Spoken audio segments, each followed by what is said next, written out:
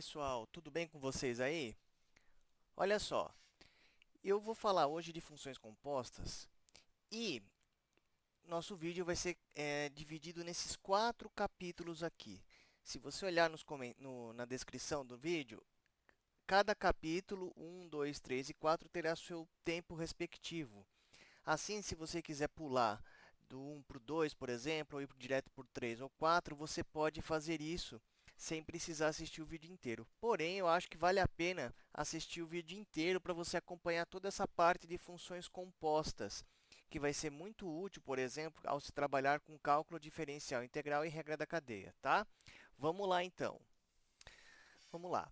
Quais são as funções básicas, tá? Nós vamos começar a descrição das principais funções que são utilizadas no ensino médio e também no primeiro ano de qualquer curso superior da área de exatas, tá? Que são bastante exploradas e utilizadas. Então, ó, a primeira função básica são as funções polinomiais. Funções polinomiais.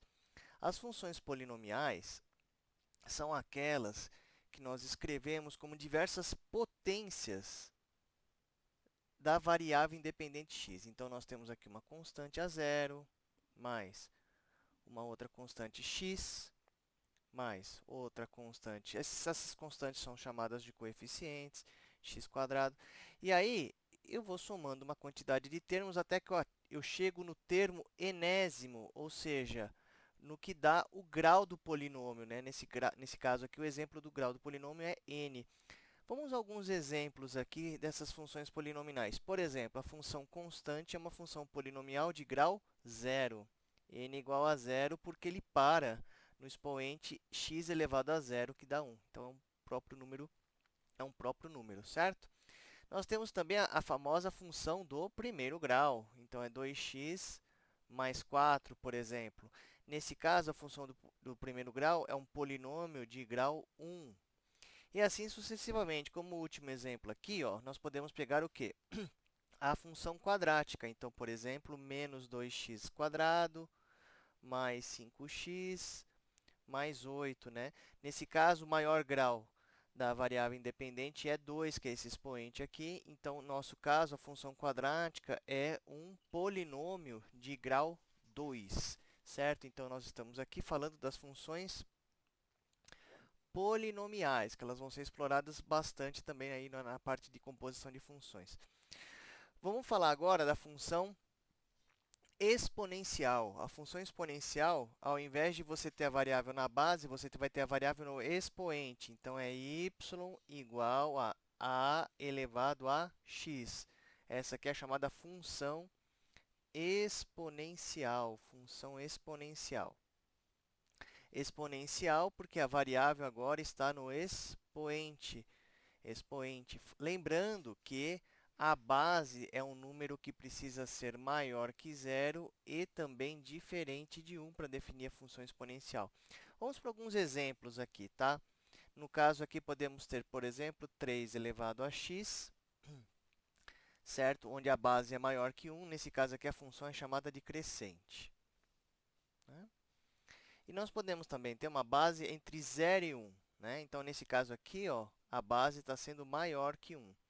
Podemos ter, por exemplo, ó, 1/3 elevado a x. Nesse caso em particular, quando você tem 1 sobre alguma coisa, você também pode escrever ele assim, ó, certo? 1/3 é a mesma coisa que 3 elevado a 1. E na propriedade de potenciação, o menos 1, que é elevado a 3, multiplica o x da menos 3, certo? Então, aqui no caso, vamos deixar bem claro que a base está entre 0 e 1. Aqui, no caso, a função é decrescente, tá certo? Decrescente. Essa, então, aqui, ó, é a nossa função exponencial. Exponencial. Vamos para a terceira função, que é a função logarítmica. Função logarítmica. Função logarítmica. Como é que é isso, logarítmico? Logaritmo, ela isola o expoente, logarítmica, né? Então, uma função logaritmo é uma função escrita da seguinte maneira: log de x em uma certa base a. Então, o logaritmo está me fornecendo o expoente que eu elevo à base a para chegar no resultado x. O y é o expoente, né? A exponencial e o logaritmo são funções inversas. Então, a elevado a y é igual a x. Então, alguns pontos muito importantes dessa função logarítmica é que, da mesma maneira que a base na função exponencial tem que ser maior que zero e diferente de 1, é a mesma coisa aqui, ó. O a, que é a base, é maior que zero e também diferente de 1. E outro ponto muito importante é que o domínio da função logarítmica, que faz aqui o papel do x, sempre tem que ser maior que zero. Por quê? Porque não existe uma operação de potenciação, desde que a base seja maior que zero, que permita que o x seja negativo, que é o resultado, certo? Função logarítmica, tá certo? E para finalizar aqui, finalizar não, ainda temos mais dois grupos de funções, né? Temos também a chamada função recíproca. Como assim função recíproca? É uma função que, ao invés de você ter expoentes inteiros como os polinômios, recíproca, inteiros não, naturais, recíproca, os expoentes podem ser negativos. Então, no caso, é isso aqui, ó, 1 sobre x elevado a n. Tá vendo, ó? Tudo bem, aqui o n pertence aos naturais, certo?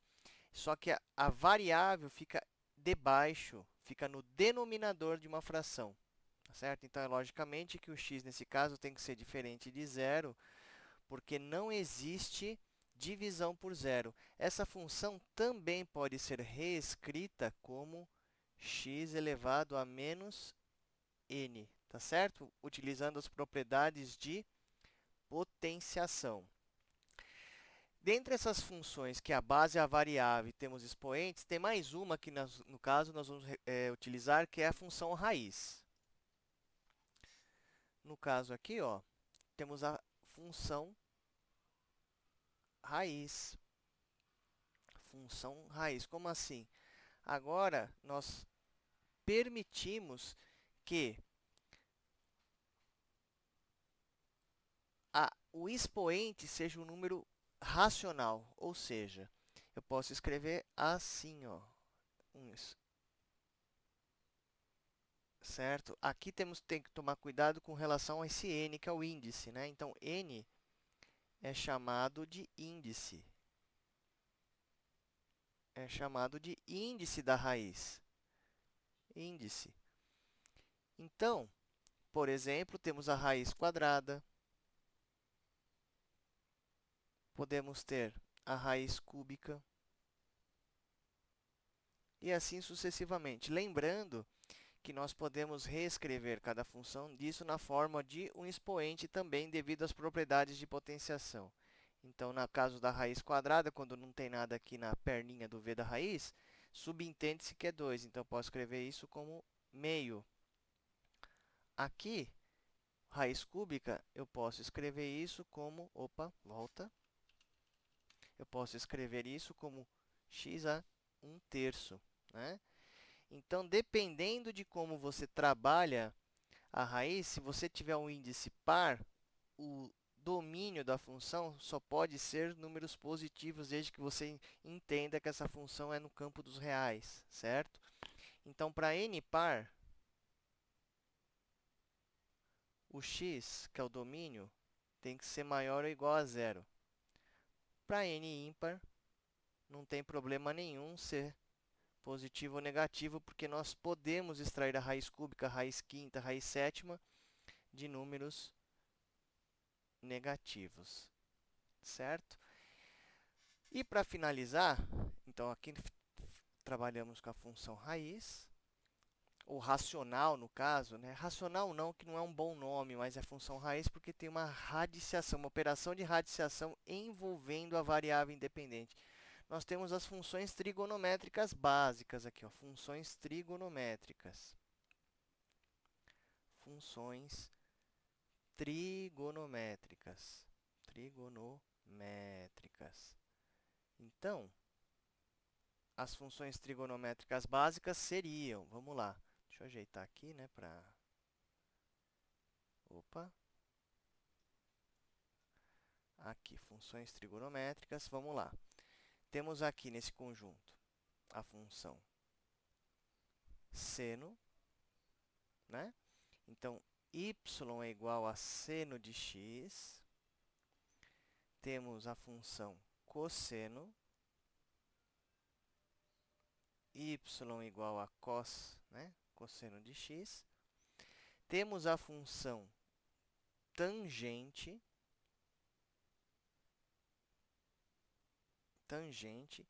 e a função tangente de x, ela pode ser escrita aqui assim, na notação do Brasil aqui.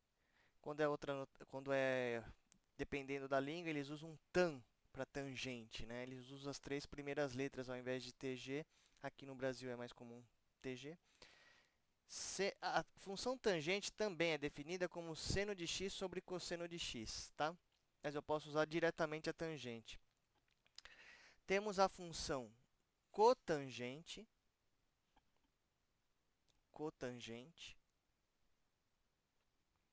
Então, a função, aí sim se escreve cotg de x, e ela é o inverso da tangente. Ela é o inverso da tangente e também pode ser escrita como cosseno de x sobre seno de x.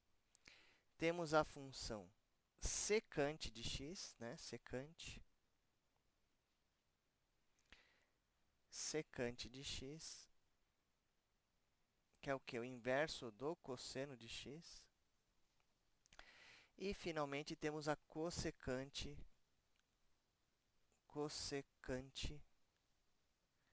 que é o inverso do seno de x.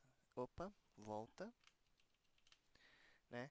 Cossecante de x, que é o inverso do seno de x. Essas são as 6 funções trigonométricas básicas. Não estamos lidando aqui com as funções inversas. Isso vai ser um outro vídeo, uma outra videoaula na qual nós iremos abordar esse assunto. Muito bem. Então, ó, vamos fazer um resumo geral de todas as funções apresentadas aqui. Aqui, pessoal, eu apresento as principais funções que foram apresentadas até agora, todas, tá? Se você reparar a partir da função exponencial e para baixo, daqui para baixo e vai embora, vamos pegar tudo aqui de uma vez, né? Ó, da exponencial para baixo, você pode reparar que a variável sempre vai estar sozinha em termos de definição da função. Então, a elevado a x só tem um x aqui. Logaritmo, vou até destacar esse x, ó, só tem esse x aqui. Logaritmo, só tem um x aqui. A recíproca é muito parecida com a polinomial no sentido de que aqui, ó, as variáveis da função polinomial estão sempre levadas a algum expoente, ó.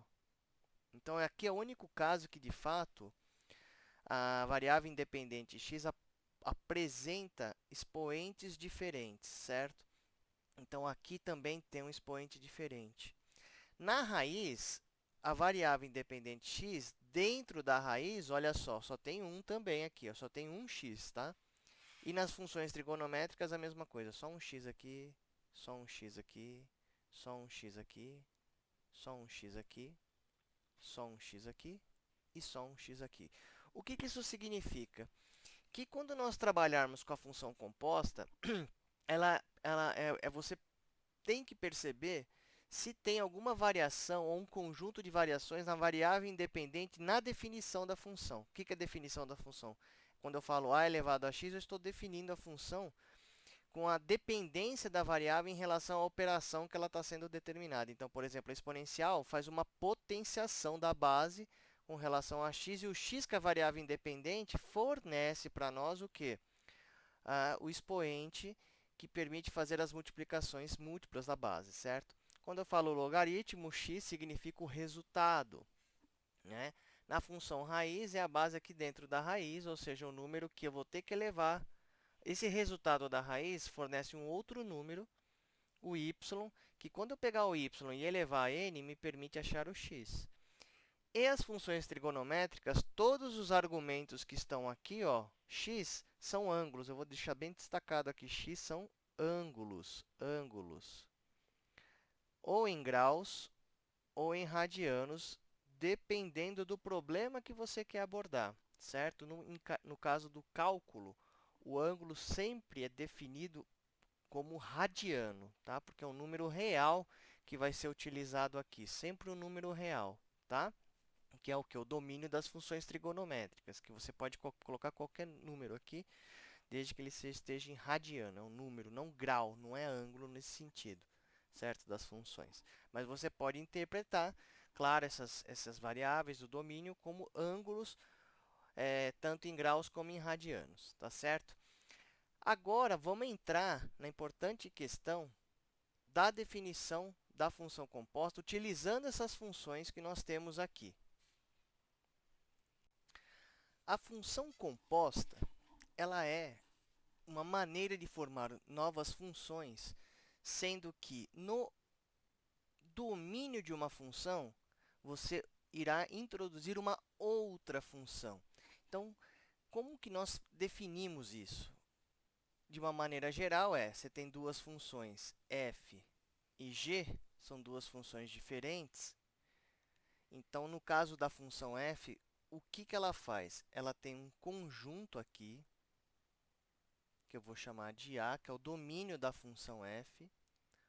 Ó, domínio do f. E eu vou ter um outro conjunto, que é o contradomínio da f. Contradomínio da f, certo? Então, nós temos aqui uma quantidade de elementos nesse domínio, nesse contradomínio, uma quantidade de elementos aqui no nosso domínio, e nós associamos a cada elemento do domínio o quê? Um elemento no contradomínio, tá certo? Ó, um elemento no contradomínio, certo? Observe que esses elementos associados ao contradomínio são chamados de imagem. Então, onde tiver conexão no contradomínio, tem a imagem. Observe que pode sobrar aqui elementos no contradomínio, não tem problema nenhum, certo? Então, aqui eu estou definindo que uma relação entre dois conjuntos que eu vou chamar de f de x. O x está no domínio da função e o y correspondente está no contradomínio.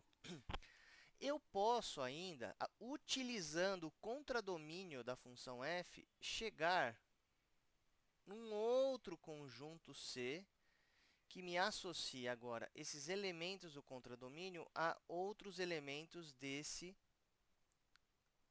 conjunto aqui, ó, certo? Então, ó, eu vou ter agora, na verdade, um contradomínio G.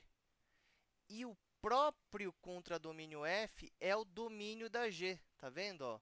Então, aqui eu não estou trabalhando com as imagens da f, mas sim com o contradomínio, o outro conjunto na qual eu chego. Então, eu tenho que pegar todo mundo. Agora, eu vou usar outra cor aqui, ó. Eu vou usar esse amarelinho aqui. Todos os elementos aqui, ó, são associados a elementos no contradomínio. Todos, todos, todos, todos, né? Todos, todos. É claro que pode sobrar um ou outro no contradomínio. O importante aqui é não sobrar ninguém aqui quando nós quisermos fazer uma associação do conjunto B para o conjunto C, certo? Então, aqui sim, olha, nós temos a nossa função g de x, certo? Então, observe que eu tenho uma relação entre A e B, que é o f. Então, geralmente, como que nós definimos aqui essa relação com notação matemática? Temos uma função f que vai de um domínio A para um contradomínio B, onde cada elemento no conjunto A associa-se a um elemento do conjunto B a partir da expressão matemática que define a função f de x, tá certo? A nossa função g, ela é uma função que associa a cada elemento do B um elemento no C. Então, observe que eu não estou falando da imagem do A. A imagem é o que tem a correspondência, certo? Estou pegando todo o contradomínio da função f. E aí sim, ó, para cada elemento nesse contradomínio, eu vou associar a um elemento g x no conjunto C, que é o chamado contradomínio de G. A pergunta principal é: será que é possível associarmos algum elemento no conjunto A a alguma coisa no conjunto C através de uma expressão matemática? Ou seja, ao invés de termos que ficar pulando do A para o B e do B para o C, será que eu não consigo fazer uma associação direta A para C?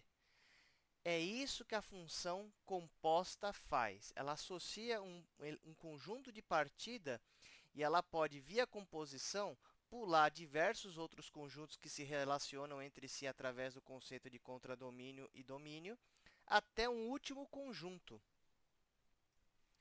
Neste caso, então, nós definimos duas maneiras de se trabalhar com a função composta. Aí vai depender de como que você quer fazer. Você tem a função f de x e você tem a função g de x. São duas funções diferentes. É claro que você pode fazer composição com muito mais funções, né? Vai depender de como você quer trabalhar. Então, podemos definir uma função, ó, chamada g de f de x, olha só, onde agora, no lugar do x da g, eu estou colocando a função f. Então, essa função todinha aqui, ó, ela está entrando no g, no x do g, tá vendo? E aí, outra maneira de escrever isso é assim, ó, é a tal da gof de x, certo? Então, quem recebe a função, quem é a função externa, é a que está à esquerda desse símbolo O aqui. Essa aqui é a função externa, certo? É a casquinha da cebola. E quem é a função interna é a f. Interna é a f. Aqui dá para ver claramente que a f é a interna porque ela está dentro. Dá para ver que aqui a g é a externa, porque está fora, certo? Está fora, né? E também podemos fazer o contrário. Tudo vai depender claramente de como que estão conectados os domínios e contradomínios. Mas nada impede que você possa fazer o contrário também. Então, eu posso ter também uma função f composta com g de x, onde g de x agora é a interna. Ó, a g é a interna, ou seja, é a função de dentro. E eu tenho aqui, ó, o f, que é a função externa. Então, dá para trocar, dependendo do caso, certo? Dá para manipular de várias maneiras isso. É o que nós vamos fazer agora com algumas funções, para você ver como que muda a ordem quando você faz a composição. Deixando bem claro aqui que, no caso, nós temos uma fog de x, certo? Uma fog de x, certo? O g, nesse caso, o g está fazendo o papel da função interna e o f está fazendo o papel da função externa. Isso é o que tem que ser bem claro aí, tá bom? Vamos pegar alguns exemplos para a gente trabalhar com o conceito, com as funções que nós vimos anteriormente. Vamos lá. Olha só, neste caso aqui, ó, eu tenho duas funções, uma f e uma g. Eu posso trabalhar de duas frentes aqui. Ou eu faço uma fog, ou eu faço uma gof, ou eu faço fof, gof, gog. Dá para fazer o que a gente quiser. Vamos trabalhar. Eu quero definir uma função composta, que é isso daqui, ó, fog de x. Então, o que que isso significa? Que no lugar do x da f, eu estou colocando a função g, ou seja, eu estou fazendo isso aqui, ó. Eu estou colocando a função g, certo? Como é que a gente faz isso? A função f é essa, x² mais 3. Então, no lugar do x, eu tenho uma g. Então, ó, onde tem x na f, eu vou substituir por g. Olha o que eu vou fazer aqui, ó. G de x ao quadrado, porque no lugar deste x aqui, eu estou colocando a função g mais 3. Bom, a função g, ó, é logaritmo de x na base 2. Então, vamos substituir, ó. Log de x na base 2 ao quadrado mais 3. Pronto! Acabei de fazer uma função composta, onde o g entra na f. Pontos importantes aqui de notação. Essa notação log de x na base 2 ao quadrado externamente, com parênteses, é a maneira mais óbvia de você enxergar que toda essa função logarítmica está sendo elevada ao quadrado. Porém, também existe uma notação, que é esta daqui, ó, log de x na base 2. E quando eu coloco a definição, o nome da função e da variável, eu coloco um número aqui no meio, ó, eu estou deixando bem claro que toda essa função aqui está sendo elevada ao quadrado, tá vendo? Essa é uma maneira de mostrar diferente, é a mesma coisa, tá? Log de x na base 2 ao quadrado, eu posso representar com esse 2 aqui no meio. É só uma maneira, uma notação diferente. É importante você enxergar isso para que você possa compreender que quando esse 2, esse expoente, está entre o nome da função e a variável, significa que a função todinha está sendo elevado a esse expoente, tá? Vamos fazer o contrário agora. Nós temos aqui a fog, vamos fazer a gof. No caso anterior, nós fizemos o quê? A fog. Vamos trocar agora. Vou fazer a gof. Ou seja, o f vai entrar na g. Gof de x. O que isso significa?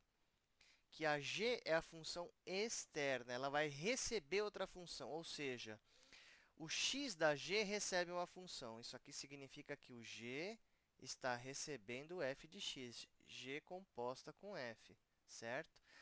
A função g é o logaritmo de x na base 2. Então, ó, nós podemos escrever como log na base 2.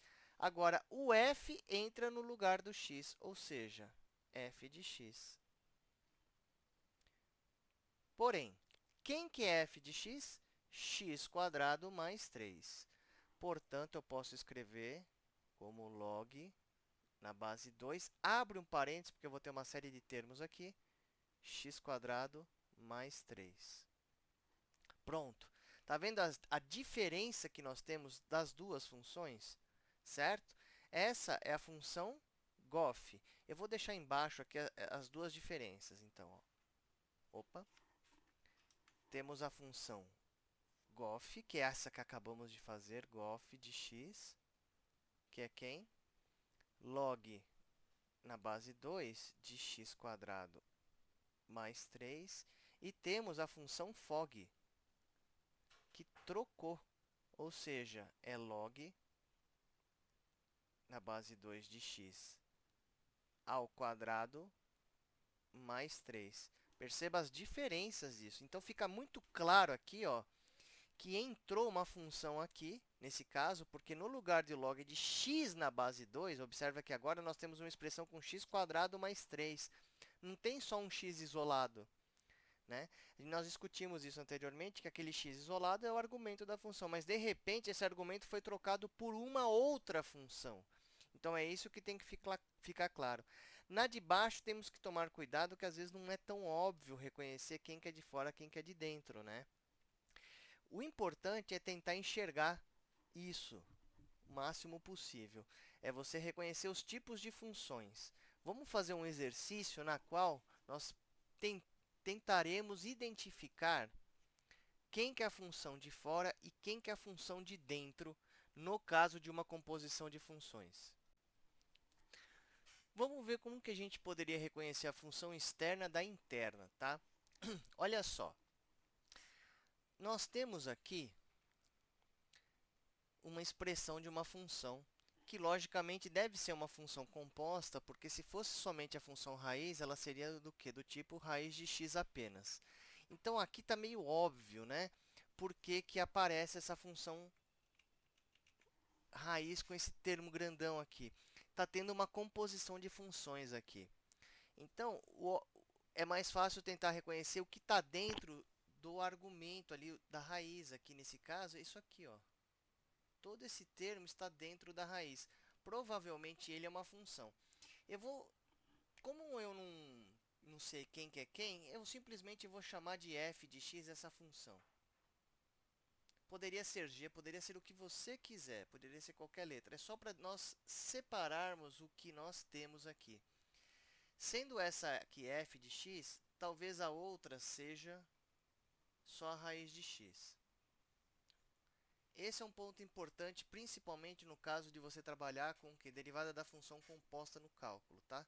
Reconhecer quem que é de dentro e quem que é de fora. Por enquanto, nós temos aí duas funções. Como que nós vamos reconhecer quem que é de fora, quem que é de dentro? Você pode, obviamente, reconhecer que essa daqui já é a de dentro e esta daqui já é a de fora. Se você está com dúvida, faça uma composição teste. Ó. Faça uma composição teste. Certo? Composição teste. Vamos fazer o seguinte, eu vou colocar a função g dentro da f para ver o que acontece. Então, vou fazer uma f composta com g, tá vendo? Vou fazer isso para ver o que acontece. Ou seja, no lugar do x da f, eu vou pôr a g. Vai ficar g ao cubo mais 2g. No lugar do x da f, estou colocando a função g. Mas quem que é a função g? Raiz de x, pelo que a gente viu. Então, vai ficar aqui raiz de x ao cubo mais 2 vezes raiz de x. Olha, pelo que eu estou vendo aí, não ajudou muito não, né? Ficou uma raiz de x ao cubo, né? Não tem muito o que fazer aqui em termos de expoentes. Só se você quiser transformar isso aqui num cubo aqui dentro. Mas, nitidamente, já deu para perceber que f composta com g não é o que está aparentando aqui. Então, neste caso aqui, a f composta com g não funciona. O g não é a função de dentro, certo? Então, aqui nesse caso, g não é a de dentro. Por quê? Porque as funções são totalmente diferentes. Isso daqui que nós temos, que é raiz de x ao cubo mais 2x. Isso aqui, ó, raiz de x ao cubo mais 2 vezes raiz de x. Então, g não é a interna. Não é a interna. Então, vamos fazer o contrário agora. Vamos fazer agora g composta com f. gf. Ou seja, no lugar do x da g, estou acrescentando a função f. Vamos ver. O g é raiz de x. Raiz. Só que no lugar do x, eu vou acrescentar quem? A f. Vamos continuar, então. Nesse caso, quem que é a f? X ao cubo mais 2x. Então, ficou aqui x ao cubo mais 2x. Agora, olha só que legal. Nitidamente, as duas funções são iguais. A partir do momento que você conseguiu fazer a composição bater com a função original, você conseguiu identificar quem que é a função interna da externa. Ou seja, o f de x, o f é a função, é a interna, é a casquinha mais interna da cebola, e o g é a função externa. Isso, então, é muito importante que você reconheça quando precisar trabalhar com o cálculo. No caso das composições normais, discutidas no ensino médio, apenas quando os exercícios explicitam claramente como é que você acha a função externa e externa, quando é solicitado isso, que você tem que se preocupar com isso, tá? Nós vamos fazer depois uma videoaula com alguns exercícios de vestibular de ensino médio, onde nós realmente tenhamos que obter a função interna e externa, certo? Então, essa aqui é uma primeira aula de função composta, utilizando aí o conceito de uma função dentro da outra e uma maneira de obter essas funções e reconhecer qual que é a função interna e externa, certo? Por favor, curta nosso canal, se inscreva e se você tiver algum comentário, alguma dúvida, deixa aí embaixo nos comentários, tá bom? Siga-nos e valeu!